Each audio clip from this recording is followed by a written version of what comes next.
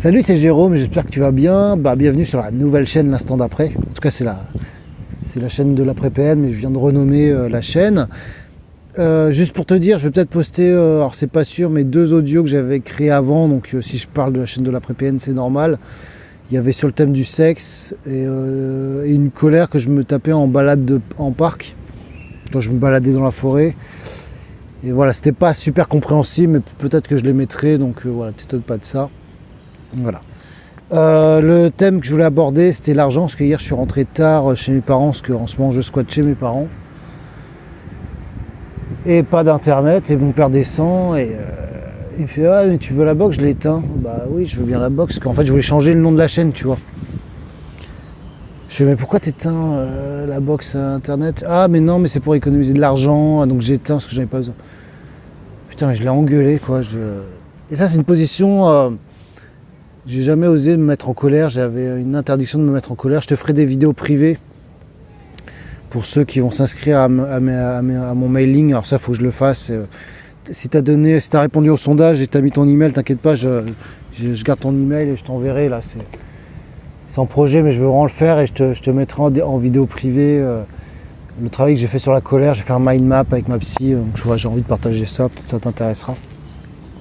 En tous les cas, voilà, j'ai interdiction de me mettre en colère. C'est peut-être pour ça. Ah, attends, il y a un ami, tu vois. Hop, je relance l'enregistrement parce que je croisais un pote, un ancien collègue. Et donc, interdiction de me mettre en colère. Et puis maintenant, j'y arrive. En fait, c'est mon père il m'a dit ça. Putain, ça me fout en colère tout de suite, quoi. Peut-être à outrance, mais enfin, je lui dis, mais enfin, c'est pas là-dessus que tu vas faire des économies. Tu vois, c'est pas en étant ta pauvre box qui te consomme. Et ce qui m'énerve, c'est que mes parents, ils doivent déménager parce qu'ils sont dans une maison, ils sont vieux. Et il y a un escalier, ma mère a déjà une prothèse au niveau de la jambe, et mon père fait un gros blocage. Enfin, je ne veux pas te parler de l'histoire de ma famille, mais ça m'énerve. Et quand j'étais avec ma perverse narcissique, alors j'aime pas dire ma perverse narcissique, donc je veux dire mon ex, elle me disait, mais toi t'as un problème avec l'argent, hein. Toi t'as un problème avec l'argent.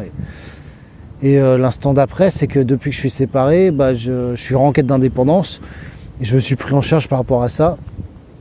Principalement en achetant un appartement, tu vois, où maintenant je suis propriétaire. Chose que j'arrivais, alors je te mélange un peu tout, mais tout ça, c'est relié à l'argent, c'est-à-dire j'ai un problème, peut-être qu'elle avait raison, peut-être que j'avais un problème d'argent par rapport à mon père qui pas radin, mais il faut aussi relativiser, parce qu'il a 70 ans, il a vécu dans la pauvreté, il a connu l'après-guerre, des choses qu'on n'a pas connues. J'ai appris il n'y a pas longtemps, quand ils avaient un appartement, ils n'avaient pas de douche en fait, enfin, ils se lavaient au lavabo, donc forcément ça reste, tu vois, donc à un moment donné, nous on est dans on est un peu des enfants pourri gâtés, tu vois, donc j'essaie de relativiser, mais à un moment donné, mon père il a une retraite confortable. Bon, c'est vrai que ma mère n'a jamais travaillé, et elle a un peu travaillé, mais elle s'occupait de nous quand lui était en dépression, et bref, il y a un schéma conflictuel avec mes parents que je supporte plus en fait, qui n'est pas de la personne narcissique, hein, mais qui est une forme de toxicité en fait, et c'est leur équilibre. Sauf que moi je rabite chez eux, je veux te dire, je ne supporte plus, quoi, parce que je comprends psychologiquement des choses maintenant. Je comprends le rapport de victime, de machin, de reproches, de trucs, et je supporte plus, et je supporte plus mon père qu'à un moment donné, non, et si tu manques d'argent, comment on fait pour en créer, ou relativise, fais tes comptes, et tu te rends compte qu'en fait il y a un sentiment de manque, mais qui n'est pas réel en fait. Qui n'est pas réel parce que voilà, il a une retraite qui couvre largement ses charges, ils sont propriétaires, ils n'ont plus de crédit. Donc ils ont, pour te dire les chiffres, mon père doit avoir 2000 euros de retraite, ce qui est bien, tu vois. Et ma mère a 500 euros. 2500 euros, alors certes, il me dit oui, mais ça fait 1200 euros à deux. Il y a plein de gens qui sont en retraite qui ont beaucoup moins que ça, qui ne sont pas propriétaires, tu vois, donc... Et c'est compliqué, tu vois, et moi ça me rend ouf, quoi. Parce que j'étais baigné là-dedans, et moi aussi je fais aussi des choix de vide au niveau de mon travail, où je bosse beaucoup. Pour me mettre en sécurité financière, il y a toujours cette peur de manque, et là je le suis, c'est que j'ai repris des crédits, alors, je suis repris dans un truc de ouf. Alors tu vas me dire où je veux en venir, j'en sais rien du tout, mais le père narcissique a la conscience de l'argent. Il va essayer de t'en soutirer un maximum, de te prendre par l'argent, tu vois. Alors toi, ça peut être une femme, je fais un peu des généralités, la femme un peu dépendante et l'homme qui est le maître, mais ça peut être dans les deux sens, hein, m'en veux pas trop là-dessus. je reste un peu sur des clichés peut-être. En tout cas, moi, j'étais l'homme qui travaillait, et puis elle me faisait croire qu'elle allait reprendre le travail, et en fait, ouais, je subvenais à ses besoins, tu vois, mais c'était pour l'encourager, et elle se mettait un peu dans cette position, et je me rappelle, elle me disait toujours ah, mais tu veux pas que je gère ton argent un peu comme Cathy Guetta. Elle prenait toujours cet exemple de Cathy Guetta et de Guetta, tu sais, le DJ, là, je sais plus son prénom, qui gagne beaucoup d'argent et tout, et Cathy Guetta, apparemment, c'est elle qui gérait son business, tu vois, au niveau des boîtes de nuit, des trucs et tout. Elle prenait cet exemple-là, tu vois, et elle voulait gérer mon argent, tu vois. C'était...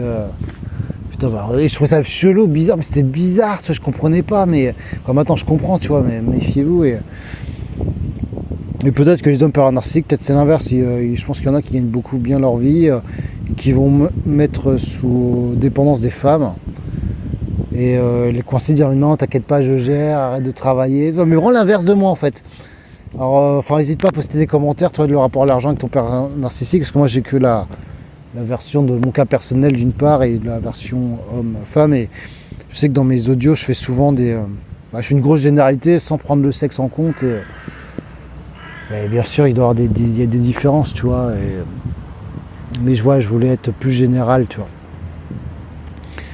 Et je pense que oui, j'ai un problème avec l'argent, quoi. De toute façon, quand elle me disait ça, ma personne narcissique, et quand j'ai compris que c'était une période narcissique et souvent ils projettent leurs propres problèmes sur vous, et je me dis, mais c'est elle qui a un problème avec l'argent, et c'est probablement vrai, tu vois, parce qu'elle cherche une ressource extérieure, une personne extérieure pour subvenir à ses besoins, et elle ne cherche à ne pas travailler.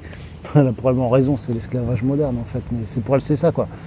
Pour elle c'est une honte de travailler, quoi. Donc non, elle va trouver le petit mec, elle va manipuler, elle va peut-être faire des enfants pour manipuler après ses enfants. Ça, mon fils il y aura droit. Et est-ce que j'ai un problème avec l'argent? Bah, par mon père, ouais, probablement, qui a toujours eu l'impression de manquer. Et la société en elle-même, maintenant, je me dis, bah écoute, j'ai envie de bien gagner ma vie, j'ai envie d'être indépendant financièrement. Alors j'ai le projet, je sais pas si vraiment je vais le faire, mais j'aimerais bien faire des programmes pour te reconstruire, tu vois. Alors tu me diras, je suis qui pour ça, je suis pas un psychologue. Mais je suis tellement en colère contre ces personnes là qui font des thérapies, enfin même pas des thérapies, en tout cas c'est mon cas personnel, mais tu parles et puis ça avance pas, il n'y a pas d'action. Mais j'ai tellement avancé que depuis le moment où j'ai arrêté la psy, que j'ai fait cette chaîne YouTube, où j'ai lu, où j'ai mis certaines choses en pratique.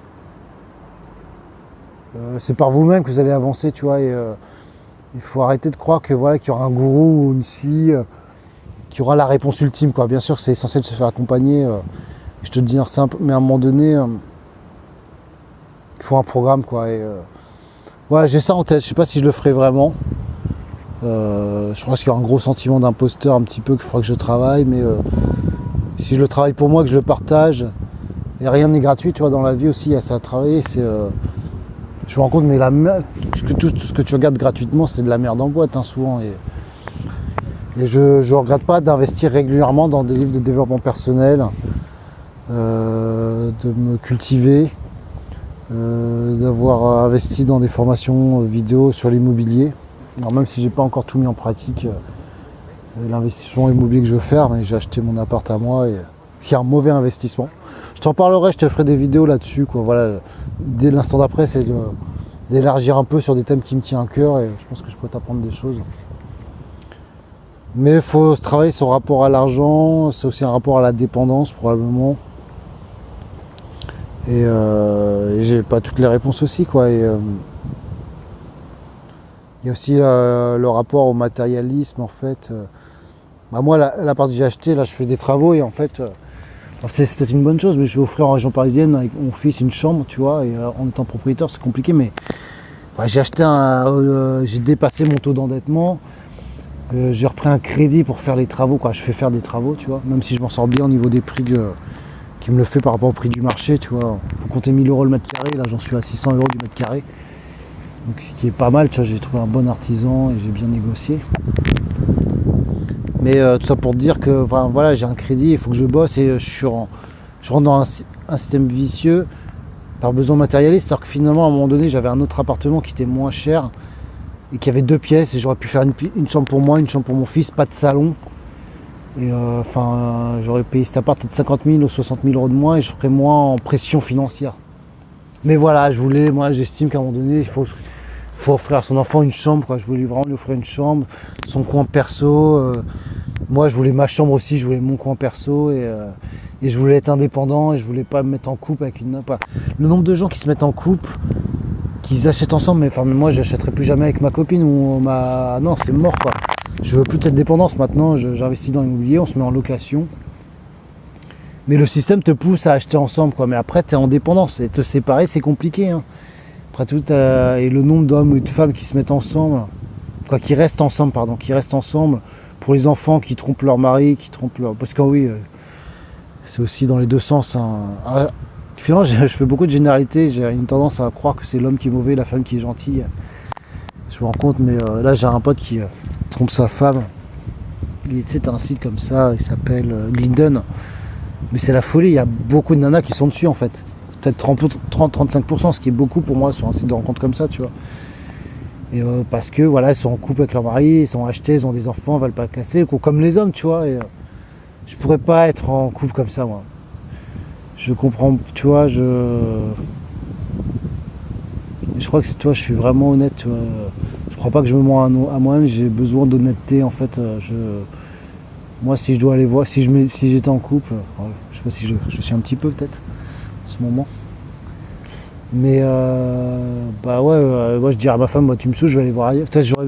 Moi c'est le plus important, tu vois. Bon, je suis pas.